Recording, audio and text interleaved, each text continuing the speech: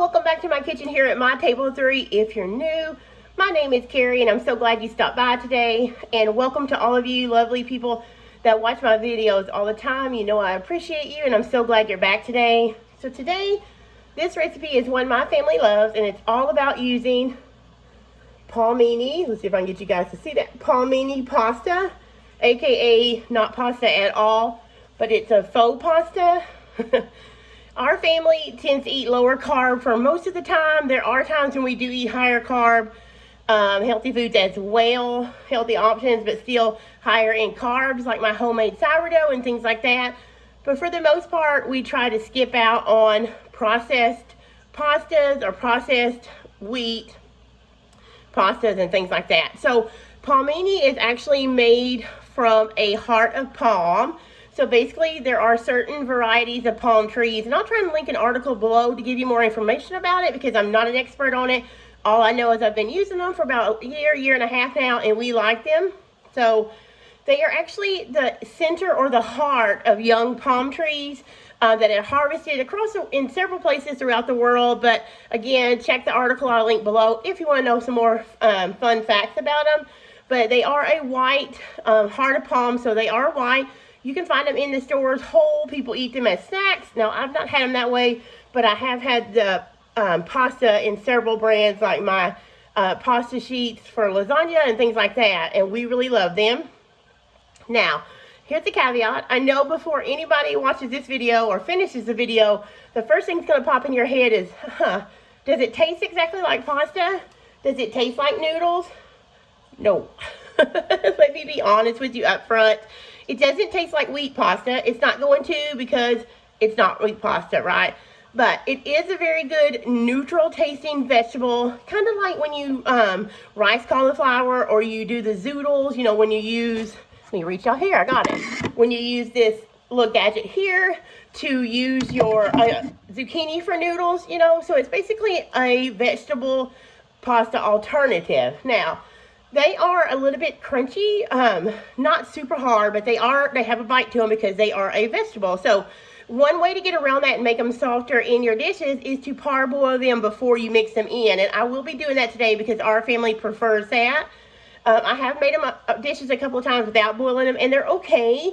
But the pasta strands or the little noodle strands are a little bit crunchier. So we have learned that if I boil mine for about 15-20 minutes, somewhere in that range, in some water with a little bit of salt, then it also takes the, you know when you get stuff in a can, sometimes they have a certain flavor. Well, vegetables in a can, this one has kind of that vegetable-y can taste, but I like to rinse them thoroughly, and then I boil them in some salted water, and that takes that flavor away. So they're very neutral then, and then they will absorb whatever you put them with. For instance, today I'm going to show you a recipe that I have on my blog called cheesy baked spaghetti, I guess I should say.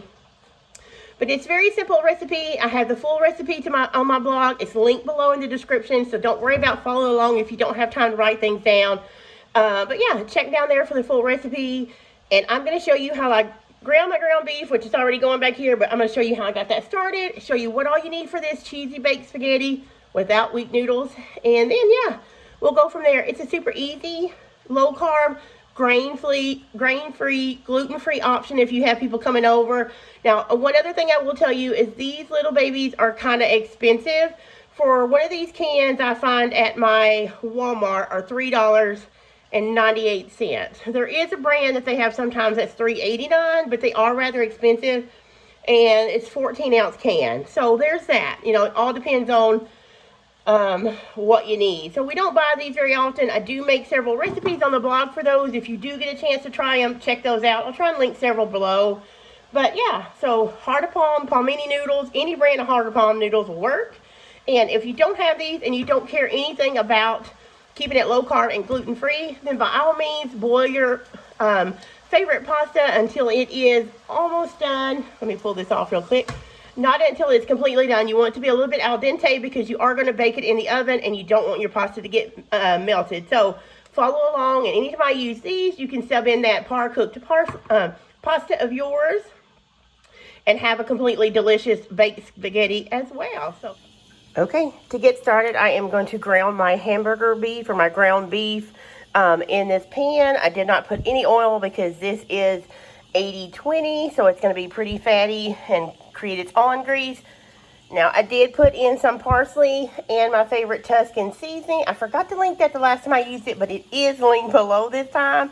I get it from Amazon, but if you don't have that, just use Italian seasoning, or whatever your favorite blend or spices is.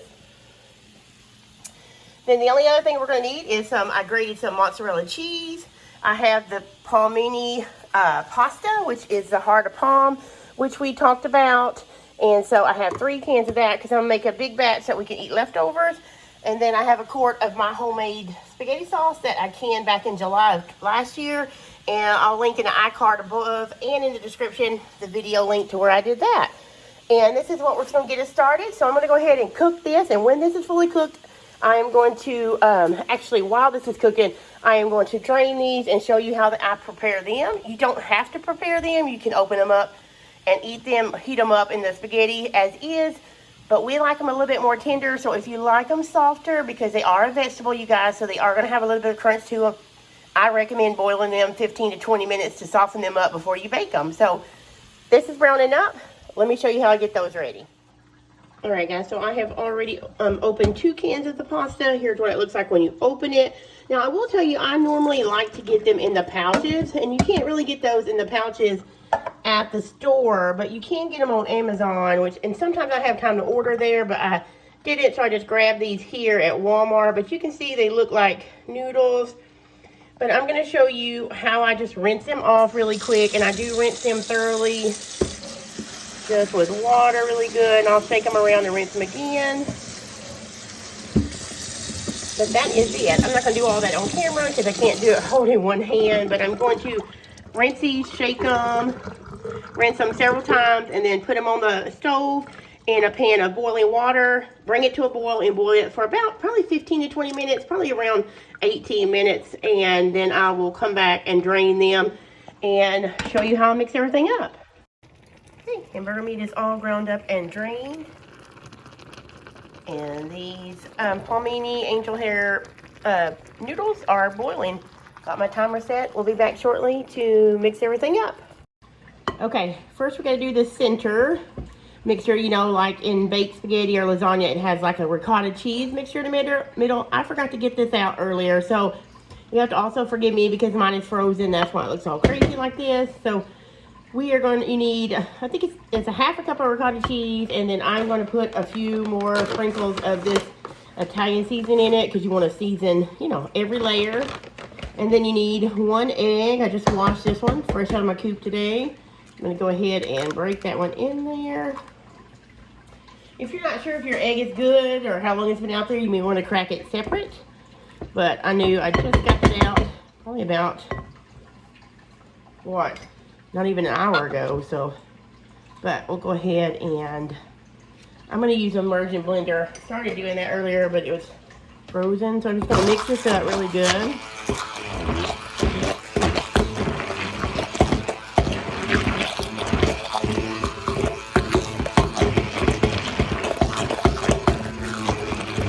So ricotta cheese, and I'll probably put some Parmesan in here too. So I don't know if I'll show it on screen, but I'm going to put 2 tablespoons of Parmesan cheese in here as well.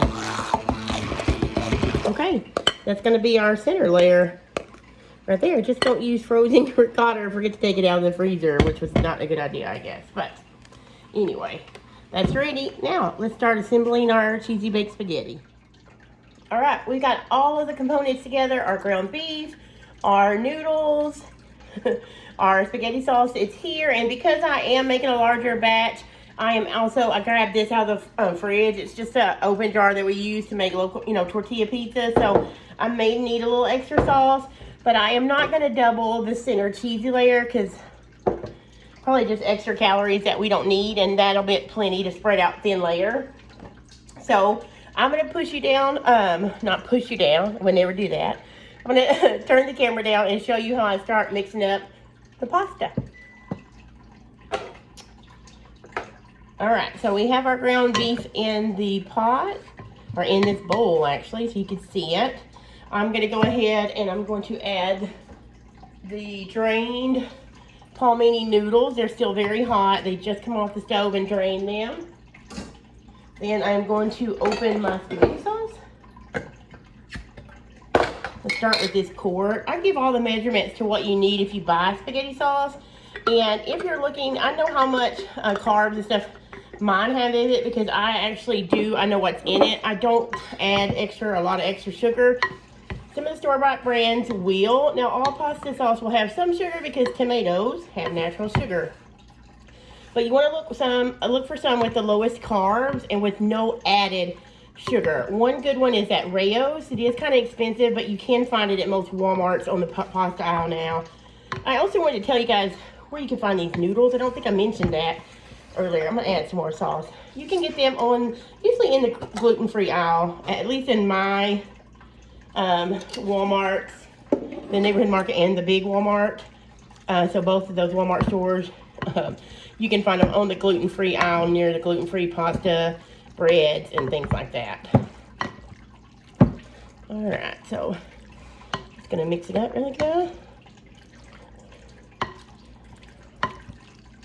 Okay, so now I think I am gonna go ahead and add a little bit less of this so I don't have a fourth of a jar of sauce in my refrigerator. Okay.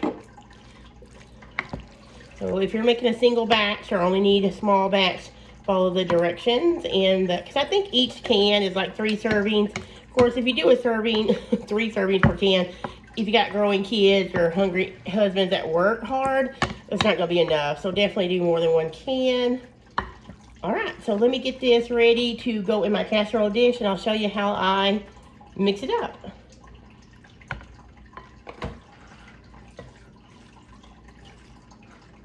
Okay, so the first thing we're going to do is put half of the spaghetti mixture into the bowl.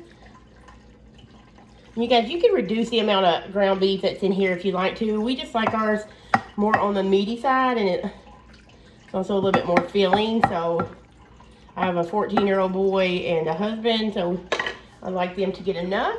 So the next thing we're going to do is then we are going to, hopefully guys, I'm going to scoot y'all in. Hopefully you can see it. It's kind of dark in here. It's cloudy. So we got snow last week, got snowed in, supposed to get more ice and stuff this week. So the next thing I'm going to do is kind of just sprinkle this around. All right, let me make sure I get that out. We want to get all of that.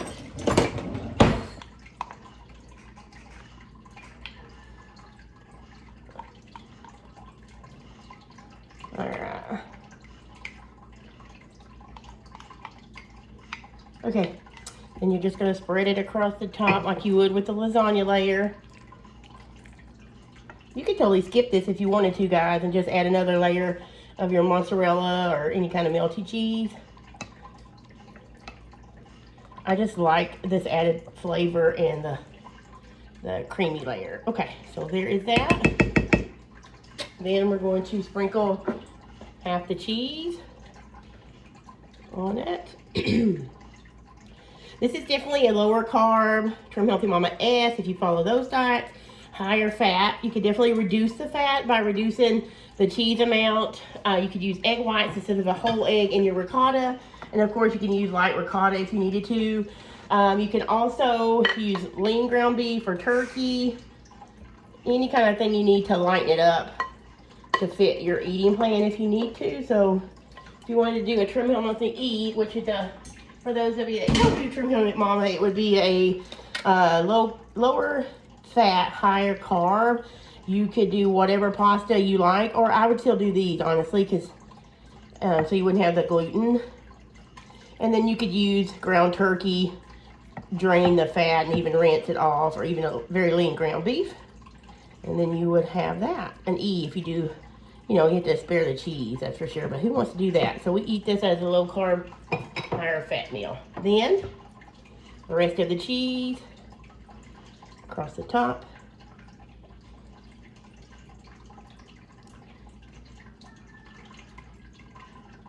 Can you guys hear my rooster?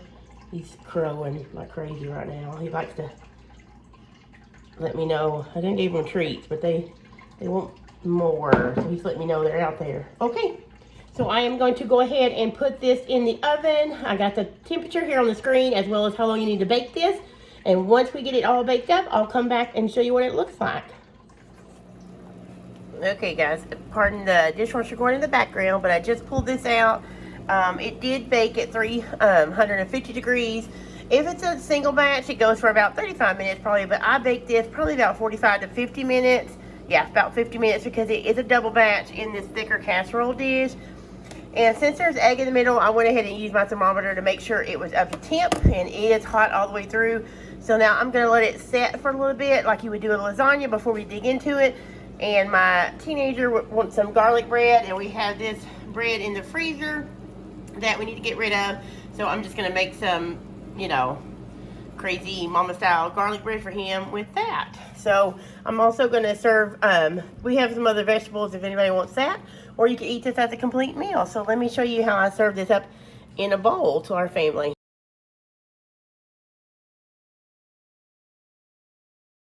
Alright guys, there you have it, my easy, low carb, gluten-free, grain-free, cheesy baked spaghetti. Now remember, even if you're not low carb, this is a great way to get more vegetables in your family and to try new things like the Palmini heart of palm noodles. But if you gotta have those wheat noodles, then by all means, follow those directions I gave you earlier by just boiling your noodles till al dente, mixing them in, just the way we did the pasta in our casserole, then spread it out in your casserole dish and bake it for about 35 or 40 minutes depending on how thick it is, and then enjoy. You can serve this with a side salad or in a bowl as I showed you, just as a complete meal like I ate it, because it is vegetables and meat again, so it could be considered a one-pot meal. Or if you have teenagers or kids that need garlic bread, you can do just the garlic bread or use whatever you have on hand for them. So I hope you've enjoyed this recipe. Remember, all the links to that, the full recipe for this one, and some more videos that I created. There was in Noodle November. I also used this pasta to do a chicken cordon bleu pasta, which was yummy. It has chicken and ham in it. It's a great way to use up any leftover turkey or ham, or even leftover rotisserie chicken that you have, you know, from a meal before. So check that video out. I'll also try and do an iCard here, and all the other recipes are pinned in the description below. So thanks always for coming by and watching me here and joining me here in the kitchen, you guys. So until the next video, I'll see y'all later.